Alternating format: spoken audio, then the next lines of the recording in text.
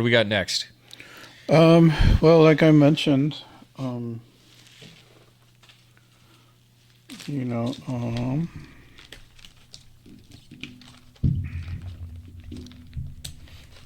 You got some more pickups you want to go over? I got some pickups that I want to go over. But first is this guy. That is sweet. This guy is from one of those. So I don't know if I should say this, but I've become really friends with a Whatnot seller. And then one day I found him on IG and said, "Hey, do you still have this book?" And he said, "Yes," because he hadn't sold it the night before. And I'm like, do you have any wiggle room? And he's like, "Well, if we do outside of Whatnot, I can give you a better deal." Mm.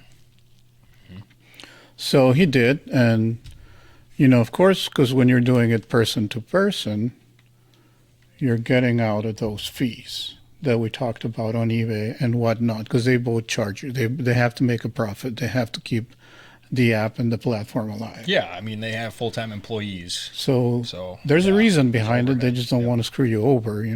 That's not the reason behind it. They might be a bit high, so there might be some of it, but that's not exclusive reason as to why they charge a fee to do business on their platform. Yeah. So, like, you're reaching a national audience too. You can't get that on yeah, exactly. Like a local shop. Yeah, it's not going to happen. So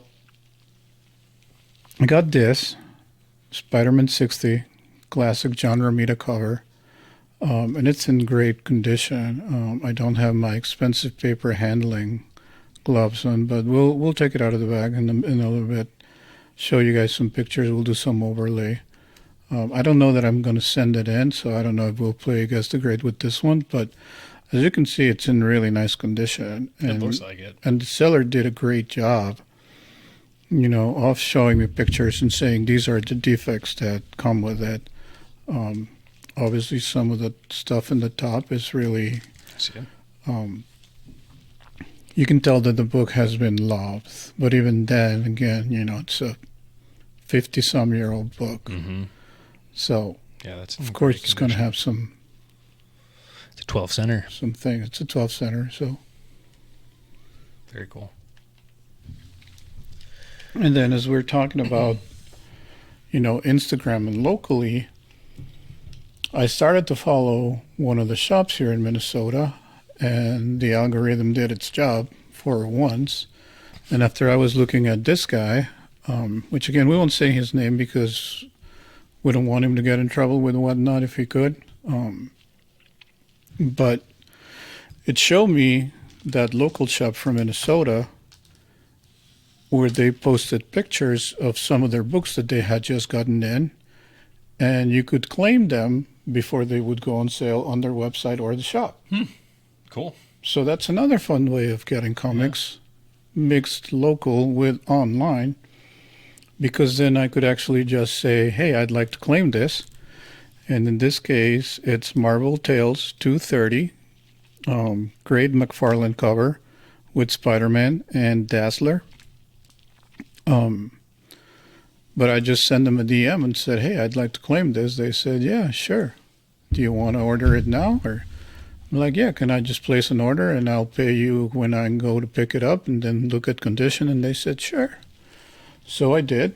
And this is how I acquired this little beauty of one of my favorite artists, Todd McFarlane, the Todd Father.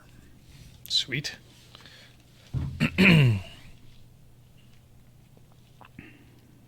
Yeah, looks great. Nice pickup. So we got that, and from that same store, we have one of our favorites, Donatello. Donatello. There we go. Same deal. This was actually all the same order, Donatello. And look at this beauty. Daredevil. Daredevil number 5. Number 5. Wow. Oh, this he's got the is yellow way custom. old. Yeah. Anytime you can get your hands on a Daredevil with a yellow custom, you should totally do it. I think he changed to the red in a couple issues after this one. It wasn't. That is correct.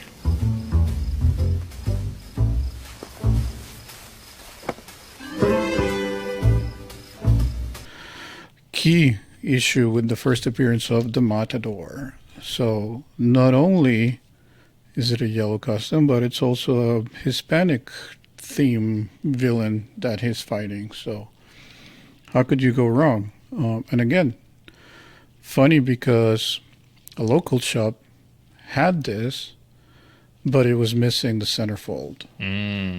So I did not want to buy it.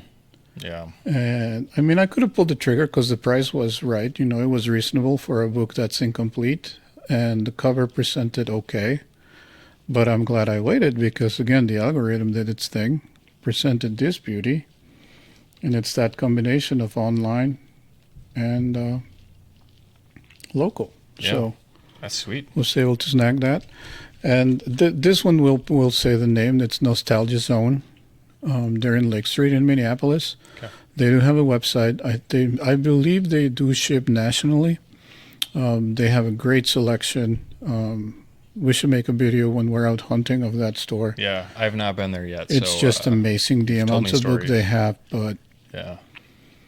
the way that they're organized can be a bit too much. I'll just say that. Okay. It's like sensory overload. Yes. All right. Because there's just books. That's cool. You can spend all day there. Then, You know? could. Yeah. You could. This is one of the few ones where my wife actually doesn't like to go in with me. Just because it's too there's much. just so much. Yeah. And there are so many books laying Yeah. everywhere. That's cool. Yeah, I'm excited. We'll have to do it. So it's almost like an old basement, really. It's not a basement, but it kind of looks like, if you think about a guy like the Simpsons comic book shop guy, you know, if you think he had a basement, that's probably what his basement would look like. Yeah. Just books everywhere. Yeah. Cool.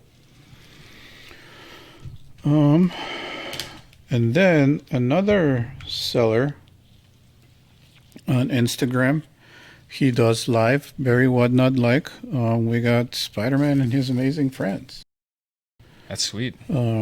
This was very like Jeff from Whatnot. He'd just go over the books on the wall and you claim it out. This one's, he had a price of 40. I did not pay 40. Because again, you can negotiate and you're negotiating live, and you're actually the next best thing to being there and seeing the condition live, like we do for Guess the Grade, is to actually get a good look, them taking out of the bag and taking the phone, because obviously nowadays everybody shoots with a phone, and showing you exactly where the defects are. So this one holds a special place in my heart because this is a cartoon that I grew up watching with Spider-Man and His Amazing Friend. And in case you're wondering, it's a key because it's the first appearance of Firestar, Very cool. which I don't think has appeared in a lot of comics after that. And she was just created for the show. So, and then we have Facebook Live. So very similar to Instagram Live, but this one is on Facebook. Lady T Comics, where I got this guy, Spider-Man 95. So again, one of those sub-100s. Yep. This one's a beat-up copy, but again, they show you the defects. You can see the creases right around here. Okay. And yeah. Oh, yeah. That's pretty cool. Yeah, it looks like it got folded in half. Yep. It looks like the kid that had Stuffed it in a rolled back it in and pocket. put it in his back pocket, then got on that bike and Yeah. rode all the way home and never looked back. But yeah, you can tell. You know, some of these with those old ones, I don't mind that much that they have defects because I feel like it tells a story. Yeah, Right? absolutely. It's just You know? not sitting in a shelf like the modern stuff that I collect. I do collect some modern stuff. Yeah. You know, there's a story behind it, and some kid had it in his hands and was actually reading it and enjoying it when this first came out, and I think that's kind of cool. You Yeah. know, little known fact, I'm a big history buff, and that'll take me to one of the last ones that I want to show you, another Another surprise. book, another surprise from 1977, big history, World War II history buff. We got The Invaders too. Oh, wow. Every time you can get a book where superheroes are punching evil Germans, I think it looks cool. Yeah. Punching. I didn't want to say the word because, you know, Oh, sure. algorithm. Yeah. You're right. Yep. So Yep, we'll have to bleep beep that out. But Bleep that. Bleep that. Yeah. 1977. This book is as old as I am. I'm actually younger by a couple of months. This came out, I think, in September, and I'm from May. So, Okay. a book this old and a 9.2 with those brilliant Yeah. colors. That's very cool, man. It's very, very nice. Good pickup. And then, I'll just show these because I've talked about the shops where I got these.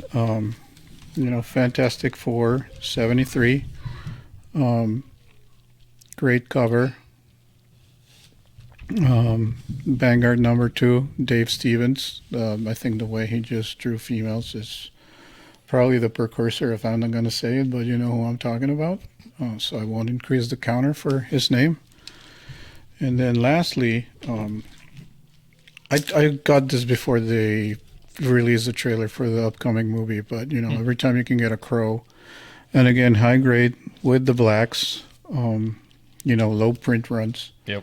I think you just have to get them. Sweet. So Nice. that's what I had to show for today, and the different venues that have to resort to for hunting comic books. Cool. You've been busy. A little bit, yeah. All right. Well, yeah, should we get into Guess the Grade? Let's guess that grade. Yo, it's time to play the game. Guess the grade, let's make a name. Comics sold and brand new too. We guess the grade, just me and you. All right, here we go. We have got the adventures on the Planet of the Apes. This is actually one that I picked up at an antique shop. I'm a big fan of Planet of the Apes. You're going to find that I'm a big fan of a lot of different things. I like...